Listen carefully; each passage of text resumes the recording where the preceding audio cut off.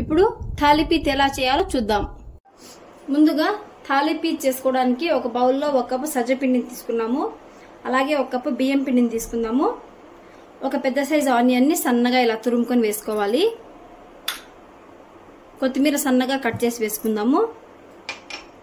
2 పచ్చిమిరపకాయలని ఇలా సన్నగా కట్ చేసుకుని యాడ్ చేసుకుందాము. ఒక హాఫ్ స్పూన్ అల్లం పేస్ట్ వేసుకుందాము. అలాగే రుచికి సరిపడా సాల్ట్ యాడ్ చేసుకుందాం. ఈ మిశ్రమాన్ని చేత్తో బాగా కలుపుకుందాం. ఈ పిండిలోకి వేడిగా కాంచుకున్న వాటర్ని వేసుకొని మిక్స్ చేసుకోవాలి. కొంచెం కొంచెంగా వాటర్ యాడ్ చేసుకుంటూ పిండిని మిక్స్ చేసుకోండి. మనకి చపాతీ పిండి ఎలా ఉంటుంది అలా వస్తే సరిపోతుంది.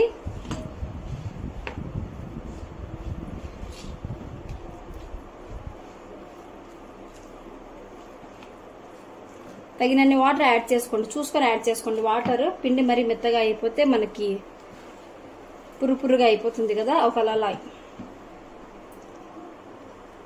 పిండిని ఇలా ముద్దలా చేసి పెట్టుకోవాలి. ఇప్పుడు ఈ పిండిని 3 పార్ట్లుగా డివైడ్ చేసేసుకుందాం.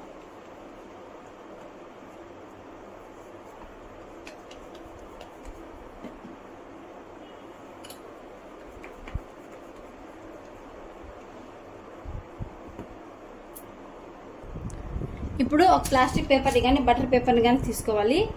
దీని మీద ఆయిల్ని అప్లై చేసుకుందాం.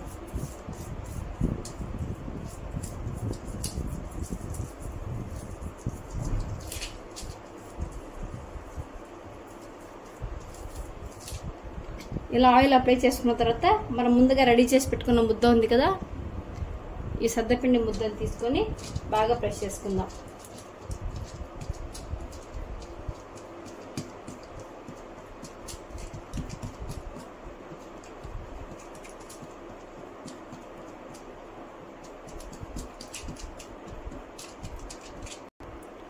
రొట్టెని ఇలా పల్చగా స్ప్రెడ్ చేసుకున్న తర్వాత దీని మీద ఇలా హోల్స్ వేసుకోవాలి.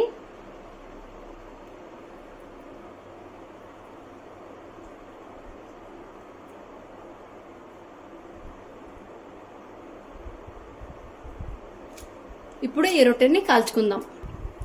థాలీపీత్ కాల్చుకోవడానికి స్టవ్ ఆన్ చేసుకుని పెనం పెట్టుకున్నాం కదా, పెనం మీద లైట్గా ఆయిల్ వేసుకుందాము.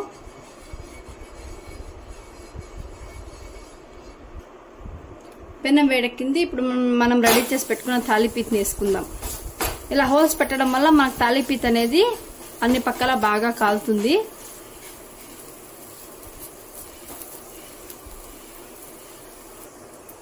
థాలీపీత్ ఒక పక్క కాలింది కదా, ఇంకో పక్కకి తిప్పుకొని కాల్చుకుందాం. థాలీపీత్ 2 పక్కల బాగా కాల్చుకున్నాం కదా, ఇప్పుడు ప్లేట్లోకి సర్వ్ చేసుకుందాం. వేడి వేడి థాలీపీత్ రెడీ. క్వినోవా ఓన్లీ 1 కప్పు చేసుకుంటే సరిపోతుందండి. ఇది తిన్న తర్వాత ఆకలి అనేది మనకి ఎక్కువ అనిపించదు. దీంట్లో రిచ్ ఫైబర్ ఉంటుంది. చాలా అంటే చాలా అమైనో యాసిడ్స్ ఉంటాయండి. ఆల్ టైప్ ఆఫ్ ప్రోటీన్స్ అనేది మనకు దీంట్లో లభిస్తాయి. ఈరోజు ఈ క్వినోవాని ఎలా చేయాలో మనం చూద్దాము. ఫస్ట్ 1 కప్ ఆఫ్ తీసుకున్నాను కదా క్వినోవాని, దీన్ని బాగా రబ్ చేసి కడగాలండి. పై పక్క చిన్న పొట్టులాగా వైట్ కలర్ లేయర్ ఉంటుందండి. 2 to 3 టైమ్స్ బాగా వాష్ చేసి దీన్ని కడుక్కోవాలి. ఇప్పుడు వాష్ చేసుకుందాం. చూడండి, వాటర్ వేసుకున్నాం కదా, ఇలా రబ్ చేసుకుంటూ బాగా వాష్ చేసుకోవాలండి. 2 to 3 టైమ్స్ వాష్ చేసుకోవాలి. మనకి వెయిట్ లాస్కి ది బెస్ట్ రెసిపీ అండి క్వినోవా. చాలా అంటే చాలా ఆకలిని తగ్గిస్తుంది. అసలు ఆకలి అనేదే మనకు ఉండదండి. ఇది లైట్గా కొంచెం తీసుకున్నా కూడా మనకు చాలా తొందరగా టమ్మీ ఫుల్ అన్న ఫీలింగ్ వస్తుందండి. ఇలా 3 టైమ్స్ వాష్ చేసుకుందాం బాగా రుద్దుకొని. చూడండి, ఇలా 2 నుంచి 3 సార్లు పైపక్క పొట్టు పోయేట్టుగా బాగా వాష్ చేసుకున్నాము.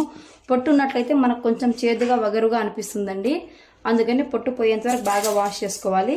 దీన్ని కొంచెం మందంగా ఉండే ఒక బగోన్లోకి వేసుకుందామండి. పల్చగా ఉండే దాంట్లో అయితే ఇది తొందరగా అడుగంటుతుందండి. కొంచెం మందంగా ఉండే దాంట్లోనే వేసుకోవాలి. ఇప్పుడు దీంట్లోకి 1 కప్పుకి 2 కప్పుల వాటర్ యాడ్ చేసుకుందాం, సరిపోతుంది.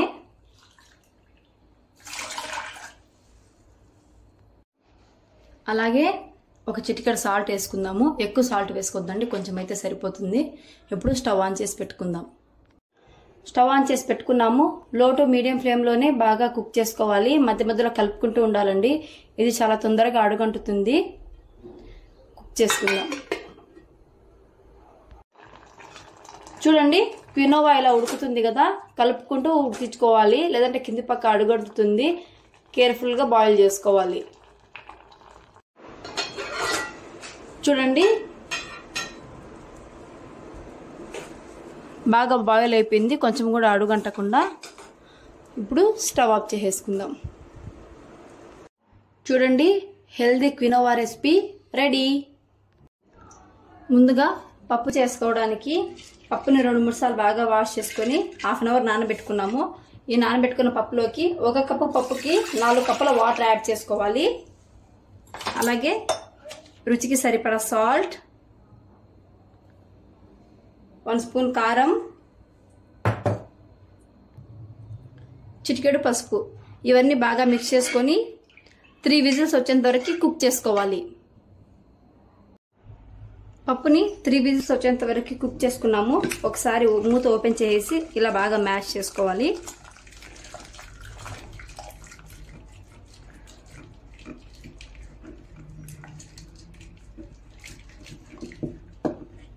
చూడండి ఇలా మ్యాష్ చేసుకున్న తర్వాత తిరువాత వేసుకుందాం. పప్పుని తిరువాత వేసుకోవడానికి స్టవ్ ఆన్ చేసుకుని కడాయి పెట్టుకున్నాము. కడాయిలోకి 2 స్పూన్స్ ఆయిల్ని యాడ్ చేసుకుందాము. ఆయిల్ కాగింది కదా, ఆయిల్లోకి కొంచెం ఆవాలు, కొంచెం జీలకర్ర యాడ్ చేసుకుందాము. సన్నగా దంచి పెట్టుకున్న 2 నుంచి 3 వెల్లుల్లి రెబ్బల్ని వేసుకుందాము.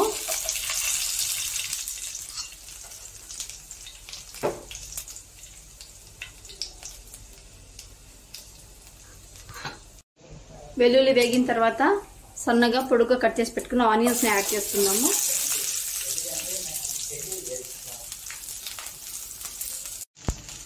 ఆనియన్స్ ఎక్కువ వేగాల్సిన అవసరం లేదు, కొంచెం మెత్తబడితే సరిపోతుంది. ఆనియన్స్ మెత్తబడ్డాయి కదా, ఇందులోకి మనం ఇంతకు ముందుగా బాయిల్ చేసి పెట్టుకున్న పప్పును వేసి మిక్స్ చేసుకుందాం.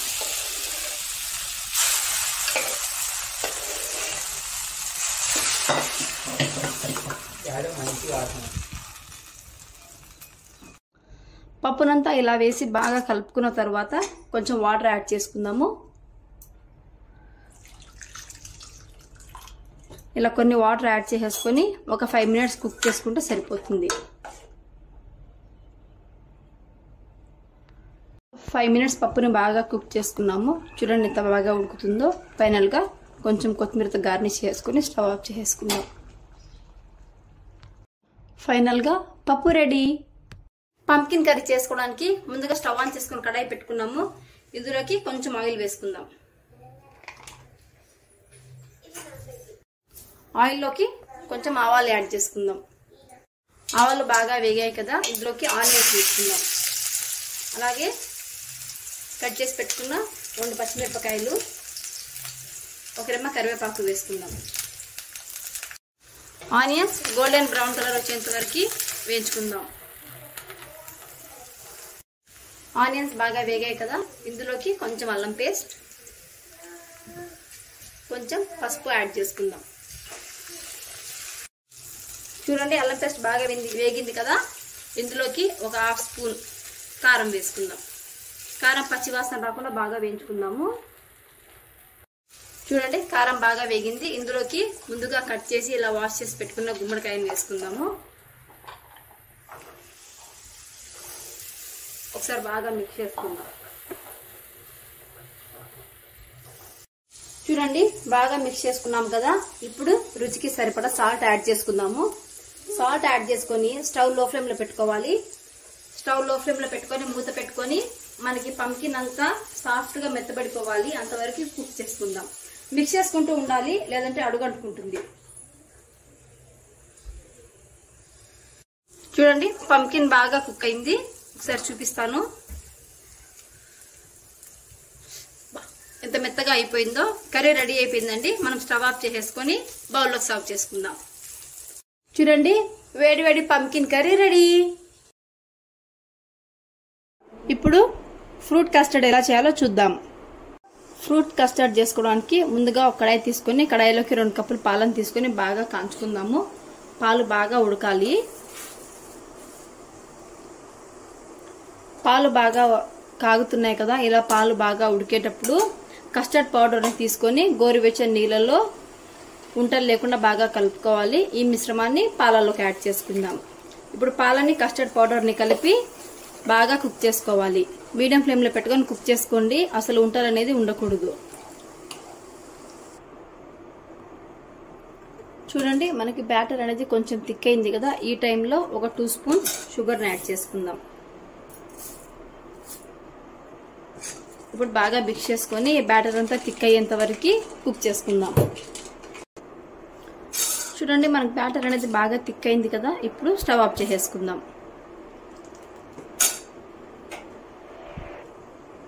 ఈ మిశ్రమం రెడీ అయిపోయింది కదా, దీన్ని 1 గంట నుంచి 2 గంటల పాటు ఫ్రిడ్జ్లో పెట్టుకుందాం.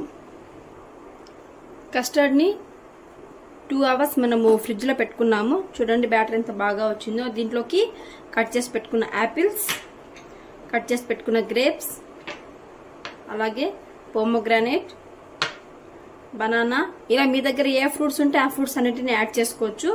ఒకసారి బాగా మిక్స్ చేసుకుందాం.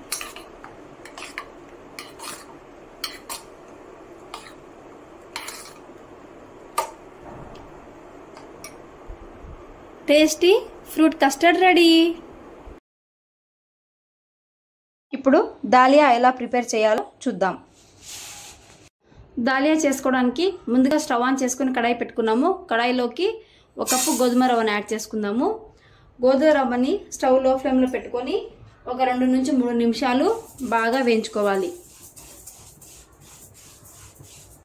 గోధుమ రవ్వ బాగా వేగింది. ఇప్పుడు స్టవ్ ఆఫ్ చేసుకొని ఒక బౌల్లోకి షిఫ్ట్ చేసుకుందాం.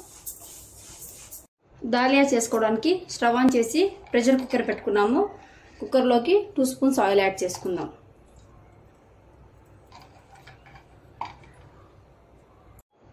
ఆయిల్లోకి కొంచెం జింజర్ గార్లిక్ పేస్ట్ని వేసుకుందాము.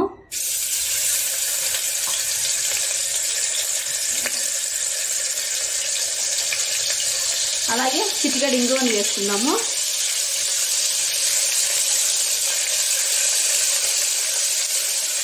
దీంట్లోకి ఒక టమాటోని కట్ చేసి వేసేసుకుందాం.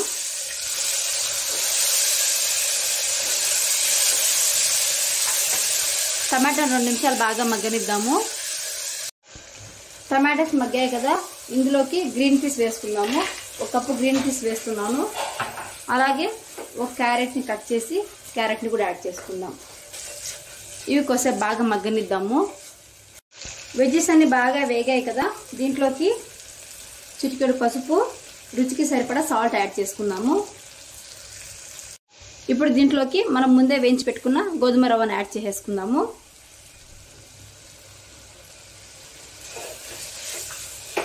ఒక 2 మినిట్స్ ఆయిల్లో బాగా వేయించుకుందాము. చూడండి 3 విజిల్స్ వచ్చింది. విజిల్ కూడా చల్లారిందండి. మూత ఓపెన్ చేశాను, ఎంత బాగా వచ్చిందో చూడండి. ఇప్పుడు ఒక బౌల్లోకి సర్వ్ చేసుకుందాం. చూడండి వేడి వేడి దాలియా రెడీ.